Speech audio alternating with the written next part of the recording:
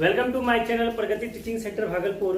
हाय guys, आज हम लोग बहुत ही एनर्जी में हैं क्योंकि आज हम लोग एक बहुत ही न्यू कंटेंट को लेके आए हैं। वो न्यू कंटेंट क्या है भाई? वो न्यू कंटेंट है इंडियन पॉलिटी, ठीक है ना। और इंडियन पॉलिटी में हम लोग कहाँ से शुरुआत कर रहे हैं? तो इंडियन पॉलिटी में हम लोग का शुरुआती जर्नी है भारतीय संविधान का निर्माण, ठीक है ना। तो हम लोग भारतीय संविधान के निर्माण का इतिहास थोड़ा सा छोड़ दिए हैं क्योंकि हम लोग उसको भी कवर कर लेंगे किसी न किसी दिन। आज हम लोग भारतीय संविधान का निर्माण कर रहे हैं और ये यूनिट बाय यूनिट आपका चलता रहेगा। आप जैसा भी आज तक कोई भी बंदा, कोई जो भी हो, इंडियन पॉलिटी पढ़े होंगे तो इंडियन पॉलिटी को पढ़ना नहीं है।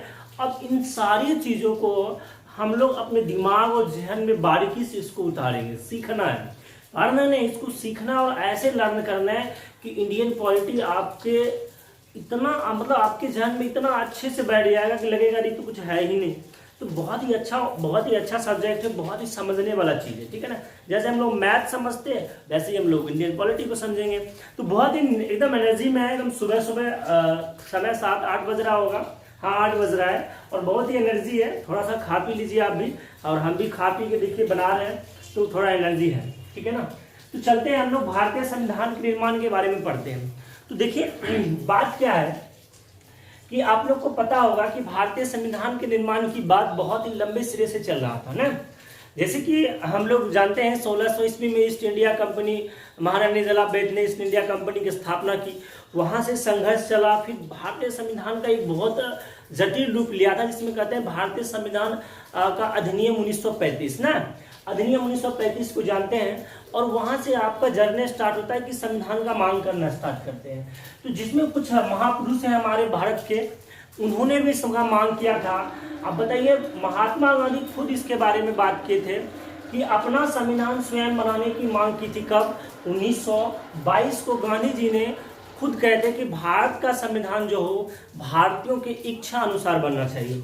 यहाँ तक कि 1924 में भी 1924 में मोतीलाल नेहरू के जरिए बात भी किया गया था और 1928 में नेहरू प्रस्ताव जो कि बहुत फेमस है उनमें भी बात किया गया था। अच्छा, जब सब बात किया गया था तब उसके बाद ब्रिटिश लोगों ने कुछ यहाँ पे देखिए 1937 के अंदर प्रांतीय चुनाव करवाया गया। क्या करवाया गया? 1937 के अंदर प्रांतीय चुनाव हुआ था। अब प्रांतीय चुनाव क्या होता है? जो कि देखिए उस समय का इंडिया दो तरह के थे, एक था ब्रिटिश प्रांतीय ना, एक ब्रिटिश प्रोविंस का था और एक था आपका देसी रियासत, प्रिंसली स्टेट। अब यहाँ पे देखिए तो 1937 के प्रांतीय चुनाव हुआ था जिसमें 11 प्रांतों में चुनाव करवाया गया था, ठीक है ना। और 11 प्रांतों में चुनाव हुआ था जिसमें जो 6 कांग्रेस का, ठीक है ना। वैसे कांग्रेस का एक अलग से वीडियो हम लोग चढ़ाएंगे जिसमें कि कांग्रेस का सारा डिटेल हम लोग वहां पे पढ़ेंगे जो कि एग्जाम के पेपर के लिए इंपॉर्टेंट होता है। तो 6 कांग्रेस को सीट मिला था और 3 जगह कांग्रेस का ही था, लेकिन वो कैसा था? गठबंधित सीट था, मतलब गठबंधन बना के, जैसे अभी देखते हो ना, 2 राजनीतिक पार्टी एक साथ मिलकर गठबंधन कर लेते हैं उसी तरह। और पंजाब में एक सीट मिला था, यहाँ देखिए, और एक सीट आपका पंजाब में मिला था और वो किस पार्टी को मिला था? यूनिलिस्ट पार्टी को मिला था। किस पार्टी को मिला था? यूनिलिस्ट पार्टी को मिला था। और एक सीट आपका बंगाल वाले को मिला था, वो भी कृषक प्रजा पार्टी को मिला था, ठीक है। और यहाँ से एक बार क्वेश्चन पूछ भी लिया गया है कि बताइए पहली बार प्रांतीय चुनाव में बंगाल की किस पार्टी उभर कर आई थी या बहुमत में आए थे? तो याद रखना, कृषक प्रजा पार्टी एग्जाम में पूछा भी जा चुका है, ठीक है ना। तो क्या हम लोग यहाँ से देखिए 1937 में प्रांतीय चुनाव हुआ था। अब यहाँ पे 6 कांग्रेस, 3 जगह गठबंधन कांग्रेस और फिर यूनिलिस्ट पार्टी और कृषक प्रजा पार्टी एक एक यहाँ पे सब सीट ला लिया। अब होता क्या है दोस्तों, अब ये लोग जो भी चुनाव जीता अपना पार्टी को सरकार बना दिया वहाँ पे। अब हुआ क्या? 1937 का समय था और कुछ ही दिनों के बाद क्या हुआ आपको पता होगा दोस्तों, द्वितीय विश्व युद्ध की हो जाती है शुरुआत। अब जैसे ही द्वितीय विश्व युद्ध की शुरुआत होता है तो द्वितीय विश्व युद्ध में आपको पता होगा कि ब्रिटेन भी था। तो ब्रिटेन उस समय भारत किसके अधीन था? ब्रिटेन के अधीन। तो ब्रिटेन वालों ने नाम इंडिया में किसी पर्सन से बिना पूछे हम लोगों को द्वितीय विश्व युद्ध में धकेल दिया। और द्वितीय विश्व युद्ध में धकेलने से इंडिया के जो बहुत बड़े बड़े राजनीतिक दल थे, जैसे मान लीजिए कांग्रेस थे, इन्होंने इसका विरोध किया कि भाई हमको क्यों धकेल दिए बिना पूछे, ठीक है ना। तो इससे क्या हुआ कि कांग्रेस ने विरोध जताने के लिए जितने भी चुनाव, जहां जहां चुनाव जीते हुए थे वहां पे अपनी सभी पार्टी को इस्तीफा दिलवा दिया, ठीक है ना। समझ रहे हैं ना, इस्तीफा दिलवा दिया। और इससे क्या हुआ आपको पता होगा मुस्लिम लीग के बारे में, ठीक है ना। इससे क्या हुआ कि मुस्लिम लीग बहुत खुश हुए। क्यों खुश हुए भाई? क्योंकि वो कांग्रेस को बहुत घृणा रूप से देखते थे, वो नहीं चाहते कि कांग्रेस इतना ऊपर उठे, इसीलिए वो बहुत खुश हुए। और उसी खुशी को देखते हुए उन्होंने मुक्ति दिवस के रूप में मनाया था। और कब मनाया? 22 दिसंबर को मुस्लिम लीग ने मुक्ति दिवस मनाया था 1939 में।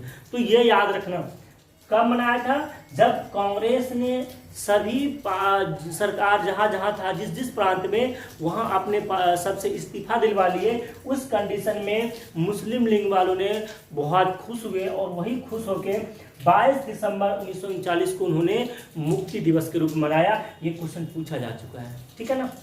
चलिए अब बात होती है कुछ दिन के बाद क्या हुआ।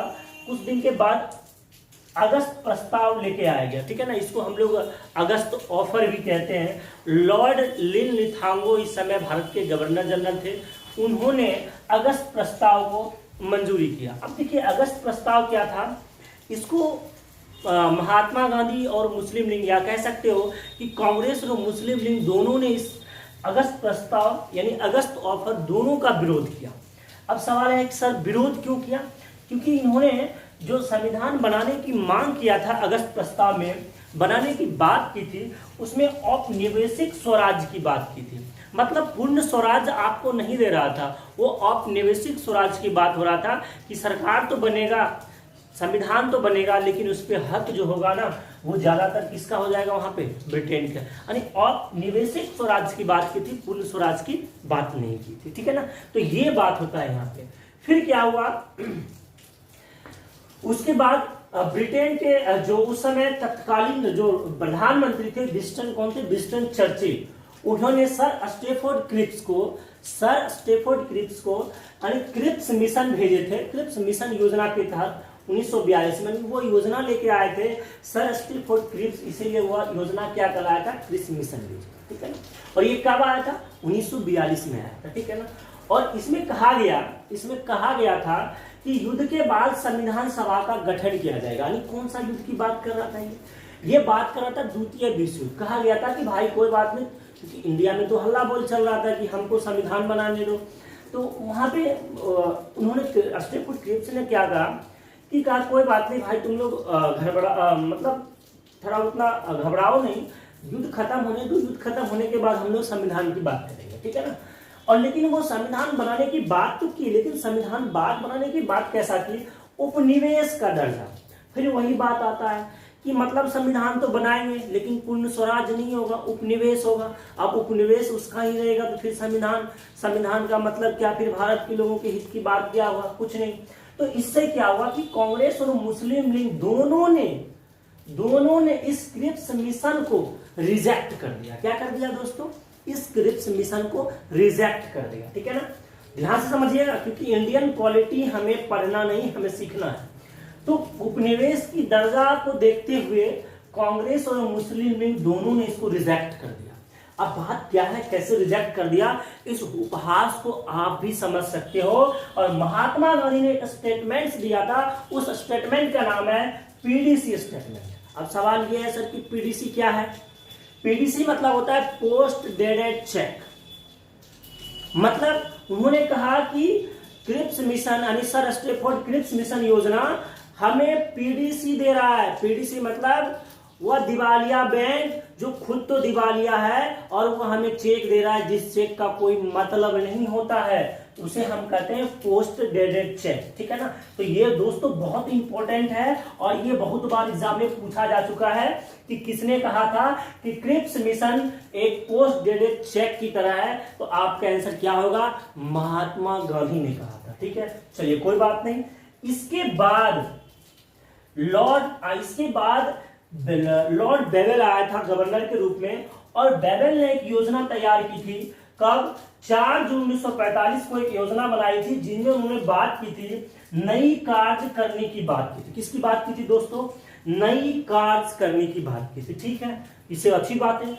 और फिर उन्होंने क्या किया था? हिंदुओं मुस्लिमों की संख्या बराबर की बात की थी, चलो ये भी ठीक है। और नया संविधान की बात की थी।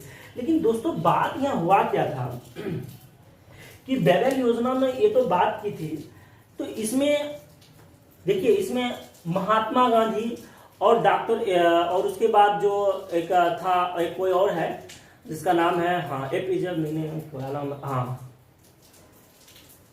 चलिए कोई है, उन्होंने इस बात को मतलब ध्यान ही नहीं दिए। इनका कहना था कि चलो कोई ध्यान ही नहीं दिए।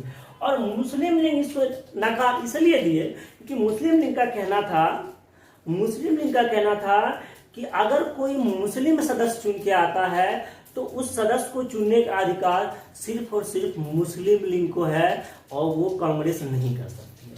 मतलब दोस्त ऐसा समझना कि अगर मुस्लिम कोई चुनाव लड़ेगा तो वो मुस्लिम लीग में ही जाके लड़ेगा, वो कांग्रेस से चुनाव नहीं लड़ सकता है। तो इस बात से वो नकार दिया और जिसको कांग्रेस ने कतई इस मानने को तैयार ही नहीं था, इस बात को कि मुस्लिम लीग में केवल मुस्लिम ही लड़ेगा और कांग्रेस में नहीं आ सकता है। तो इस बात से कांग्रेस ने इसका विरोध किया और इसी मेन कारण यही था और इसी विरोध के कारण बेबेल योजना को भी क्या कर दिया गया था दोस्तों, कैंसिल कर दिया गया। ठीक है ना, बेबेल योजना को भी क्या कर दिया गया, कैंसिल कर दिया गया। ठीक है ना, तो ये थी बात यहाँ पे। फिर उसके बाद क्या हुआ, ब्रिटेन में सरकार बदली। सरकार बदली तो किसका सरकार आया, लेबर पार्टी का सरकार आया और सर क्लाइमेट एटली उस समय प्रधानमंत्री बने थे। उन्होंने 14 मार्च 1946 को उन्होंने कैबिनेट मिशन भेजा इंडिया में। ठीक है ना, उन्होंने क्या भेजा, कैबिनेट मिशन इंडिया में भेजा। चलो ठीक है भाई, कैबिनेट मिशन भेजा और उन्होंने कैबिनेट मिशन में क्या बात की थी, संविधान सभा के निर्माण की बात की थी। ठीक है ना गाइस, दिख रहा होगा क्वेश्चन, संविधान सभा का निर्माण की बात की थी, यहां तक तो ठीक है। फिर दूसरा बात क्या बोला कि 10 लाख पर एक सदस्य चुना जाएगा, लेकिन वो सदस्य कैसे चुना जाएगा, अप्रत्यक्ष चुनाव द्वारा चुना जाएगा। मतलब विधानमंडल के सदस्य द्वारा चुना जाएगा, उसको डायरेक्ट इलेक्शन नहीं किया जाएगा। यानी आप कह सकते हो कि जैसे हम लोग वोट देते हैं ना, जैसे हम लोग 18 वर्ष से ऊपर जितने भी है हम लोग सब जाके वोट देते हो ना, वो हो गया प्रत्यक्ष चुनाव। ठीक है ना, जैसे राज्यसभा का चुनाव हो रहा है ना, वो अप्रत्यक्ष चुनाव होता है। राज्यसभा के चुनाव में हम लोग वोट नहीं देते हैं, जो भी सदस्य चुने जाते हैं हम लोग के द्वारा वो सदस्य वहां पे वोट देते हैं। तो बात यहाँ पे वही था, अप्रत्यक्ष चुनाव की बात किया गया था और ये बहुत इंपॉर्टेंट है यहाँ पे। ठीक है ना, कैबिनेट मिशन में ये बात बोला गया था भाई। और सबसे ज्यादा इंपॉर्टेंट क्या है, ये सीक्वेंस इंपॉर्टेंट है कि सीक्वेंस किस तरीके से आप याद रखें कि अगस्त प्रस्ताव आया, फिर क्रिप्स मिशन हुआ और फिर आपका बेबेल योजना, फिर कैबिनेट मिशन। क्योंकि दोस्तों ये पूछा जाता है, कभी कभी सीरीज में आ जाता है। ठीक है ना, इस तरीके से आपको पढ़ना है। चलो, तो बात बहुत आगे बढ़ गया था। ठीक है ना, संविधान सभा की गठन की बात हो रही थी।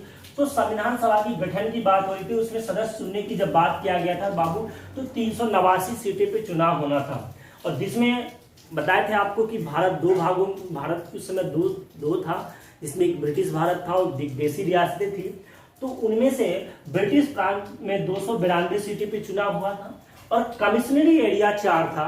कमिश्नरी एरिया आपका दिल्ली हो गया, कुर्ग हो गया, अजमेर हो गया, बलूच हो गया, ये 4 कमिश्नरी एरिया थे और इस कमिश्नरी एरिया से 4 सीट पे चुनाव हुआ था। और देसी रियासतें हो गया, देसी रियासतें आपका 93 सीट से चुनाव हुआ था ना। देसी रियासतें आप समझ, हैदराबाद देसी रियासतें आपको पता होगा। और इस पे चुनाव होने के बाद इसमें अच्छा एक क्वेश्चन और आता है कि इसमें फीमेल कितना इलेक्शन लड़ रही थी, तो फीमेल की संख्या कितना था, 15 था। याद रखना, बाद में फीमेल में कुछ चेंजिंग होता है वो हम आपको बताएंगे। ठीक है ना, तो इसमें से कांग्रेस जो है आपका 208 सीट लाया और मुस्लिम लीग ने 73 सीट लाया। ठीक है ना, अब देखो आपको पता होगा कि देख के भी पता लग रहा होगा कि मुस्लिम लीग का हालत खराब चल रहा था। तो मुस्लिम लीग ने सोचा कि भाई मेरा तो कोई इंपॉर्टेंस ही नहीं रह जाएगा अगर हम इसको विरोध अभी नहीं करेंगे तो आगे चल के जो, क्योंकि इसके मन में चल रहा था पाकिस्तान का बात। ठीक है ना, क्योंकि ये द्विराष्ट्र पद्धति पे चल रहे थे, इसका हमेशा मन अच्छा तभी लगता था जब इसको पाकिस्तान के बारे में बोलो कि तुमको अलग कर देंगे। तो इसको लगा कि चलो हमको तो कोई ज्यादा सीट नहीं है, ज्यादा सीट तो यहाँ पे कांग्रेस को है।